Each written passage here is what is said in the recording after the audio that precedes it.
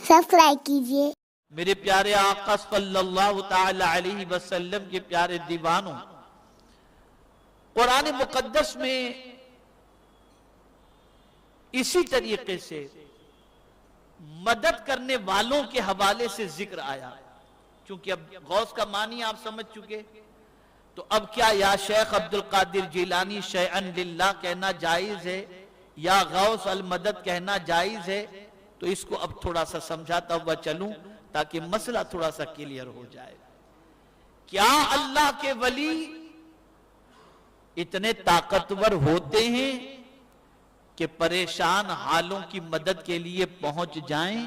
हां, अल्लाह ने उनको ताकत दी है, उनको कुव्वत दी है।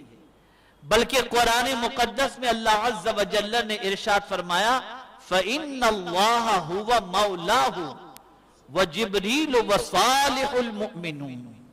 अल्लाह इरशाद फरमाता है, अल्लाह मददगार है और जिब्रील और नेक ईमान वाले। पता चला जो नेक ईमान वाले हैं अल्लाह ने उनको भी मददगार बनाया है, वो भी मदद करते हैं। अल्लाह ने उनको दस्तगीरी का फन अता फरमाया है और दस्तगीरी की ताकत अता फरमाई है।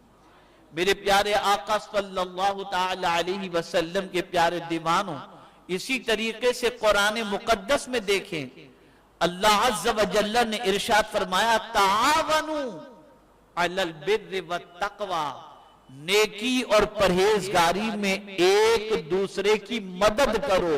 मदद का हुक्म कुरान खुद दे रहा है।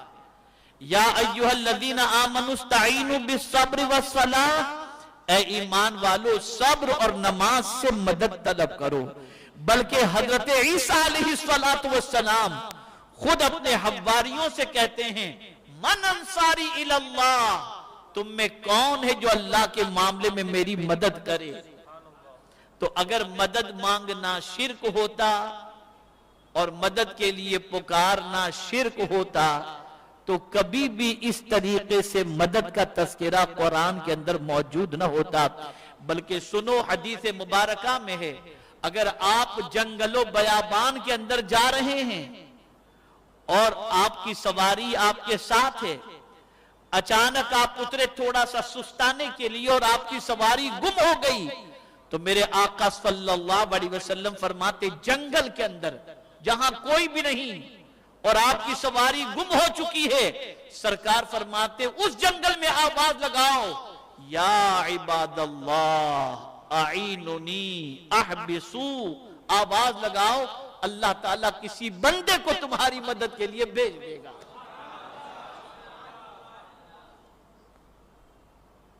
तो जंगलों बयाबान के अंदर परेशानी के आलम में मदद के लिए किसी को आवाज देना, यह हदीस मुबारका से साबित है। और वहां फरमाया गया, या इबादल्लाह, ए अल्लाह के बंदो। बंदे तो बहुत हैं, लेकिन कुछ बंदे ऐसे हैं जिन पर बंदगी आश्कार हो जाती है। उन बंदों में अल्लाह अज़्ज़ व जल्ल ने इमामुल औलिया सैयदना गौसुस सकलैन रज़ियल्लाहु ताला अन्हु को बड़ा ऊंचा मर्तबा अता फरमाया है। गौसे पाक रज़ियल्लाहुल मौला तबारक व तआला कुर्ब खुदा की दौलत से इस तरह माला माल थे और मोहब्बत इलाही में इतने डूबे हुए थे कि मैं अगर आपको बताऊं तो आपकी अक्ल दंग रह जाएगी कि अल्लाह ने हुजूर गौसियत मआब रज़ियल्लाहु ताला अन्हु को किस तरीके से मदद पहुंचाने वाला बनाया। आपको हैरत होगी, हाजी इमदादुल्लाह मुहाजिर मक्की रहमतुल्लाह ताला अलैह, जो उलमाए देवबंद के पीर कहलाते हैं, वो हाजी इमदादुल्लाह मुहाजिर मक्की रहमतुल्लाह ताला अलैह फरमाते हैं, हो सके तो हर जुमेरात को गौस की नियाज दिलाओ। वो फरमाते हैं, और उन्होंने खुद सैयदना गौसे पाक को गौसे आजम लिखा है। शाह वलीउल्लाह मुहद्दिस दहलवी ने रहमतुल्लाह ताला अलैह ने भी गौसे आजम लिखा है। شاہ عبدالعزیز محدث دہلوی رحمت اللہ تعالی علیہ نے بھی غوث اعظم لکھا ہے، اور یہ سب معنی جاننے والوں نے غوث اعظم لکھا ہے۔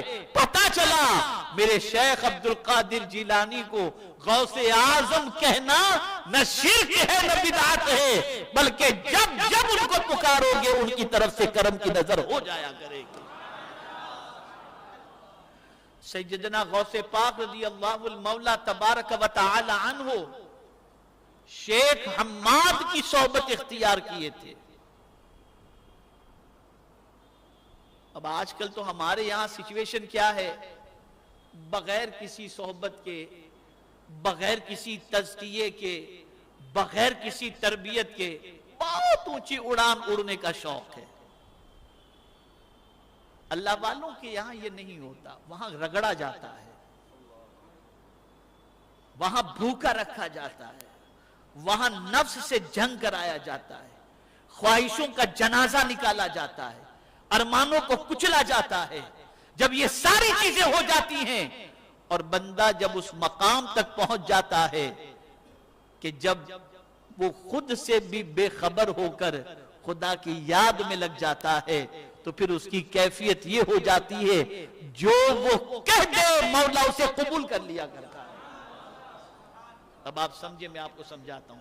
شیخ حماد رحمت اللہ تعالی علیہ، غوث پاک رضی اللہ تعالی عنہ نے کافی ان کی صحبت اختیار فرمائی۔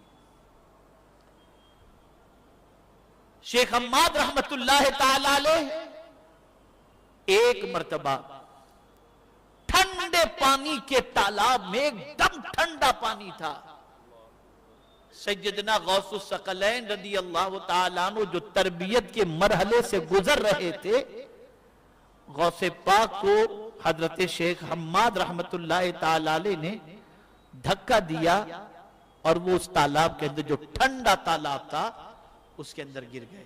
اب کڑاکے کی ٹھنڈی اور پانی بھی ٹھنڈا۔ آپ نے تھوڑی دیر کے بعد آپ تالاب سے باہر نکلے، اپنے پیرہن کو آپ نے نچوڑا اور پھر اس کے بعد نارمل طریقے سے اپنا وقت گزارنے لگے۔ تو جو سبق کے ساتھی تھے، ہوتا یہ ہے درسگاہ کے اندر کوئی استاد کسی کو ٹوک دے تو پھر بعد میں وہ درسگاہ کے کلاس کے بچے بھی اس کا مذاق اڑاتے ہیں اور ہنسی لگاتے ہیں، لیکن اللہ والوں کے یہاں یہ ہوتا ہے کہ جو تربیت کے مراحل سے گزارے جاتے ہیں تو وہاں بھی کبھی کبھی ایسا ہوتا ہے کہ کوئی اتنی نگاہ دور کی نہ رکھنے والا ہنسی مذاق کی طرف چلا جاتا ہے۔ تو جیسے ہی شیخ حماد رحمت اللہ تعالی علیہ نے ٹھنڈے پانی کے تالاب میں ڈال دیا اور غوث پاک بعد میں نکلے تو ساتھی لوگ تھوڑا سا مذاق کے مڑ میں تھے، تو شیخ حماد رحمت اللہ تعالی علیہ نے فرمایا، تم کیا سمجھتے ہو؟ تم عبدالقادر کے مقام کو جان ہی نہیں سکتے، یہ تو تربیت کے مرحلے سے گزار رہا ہوں۔ غور سے سنیے گا، تربیت کے مرحلے سے گزار رہا ہوں، تم کیا جانو عبدالقادر کا مقام کیا ہے؟ خبردار عبدالقادر کا مذاق یا عبدالقادر کا تمسخر نہ کرنا۔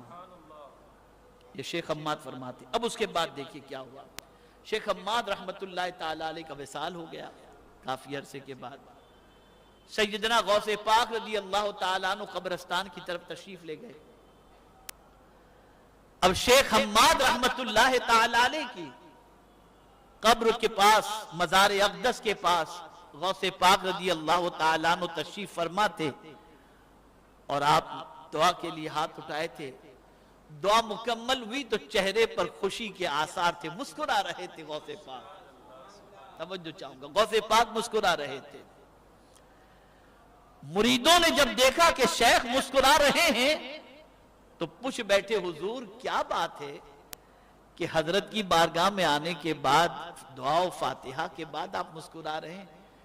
تو فرماتے، میں نے شیخ حماد کو ان کی قبر میں دیکھا اور پھر ان کے مقام کو دیکھا، سونے کا تاج ان کے سر پر سجا ہوا ہے، سونے کے کنگن ان کے ہاتھوں میں پہنائے ہوئے ہیں، سونے کی جوتیاں ان کو پہنائی ہوئی ہیں، لیکن بس ایک معاملہ تھا، وہ یہ تھا کہ شیخ حماد کا دایاں ہاتھ کام نہیں کر رہا تھا، اور میں نے پوچھا کہ حضور کیا بات ہے؟ کہا عبد القادر اسی ہاتھ سے میں نے تجھے دھکا دیا تھا، جب تک تم مجھے معاف نہیں کرے گا میرا ہاتھ درست نہیں ہوگا۔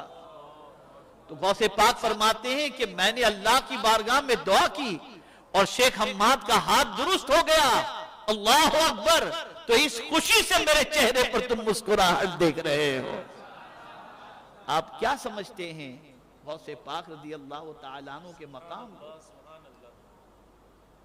اور اگر کوئی یہ کہے جیتے جی وہ مدد کر سکتے تھے، وصال کے بعد نہیں، تو میں آپ سے عرض کروں گا وصال کے بعد تو اور زیادہ مدد کرتے ہیں، اس لیے کہ اب تو عبادت کرنی ہی نہیں ہے، اب تو عبادت کا سلسلہ ختم ہو چکا، روح جسم سے نکلی، آپ قبر میں اتار دیے گئے، اب کوئی عبادت نہیں، اب تو دستگیری ہی دستگیری ہے، اب تو فریاد سننا ہی سننا ہے اور پریشانیاں دور کرنا ہی کرنا ہے۔ ہماری ویڈیو کو لائک شیئر ضرور کریے۔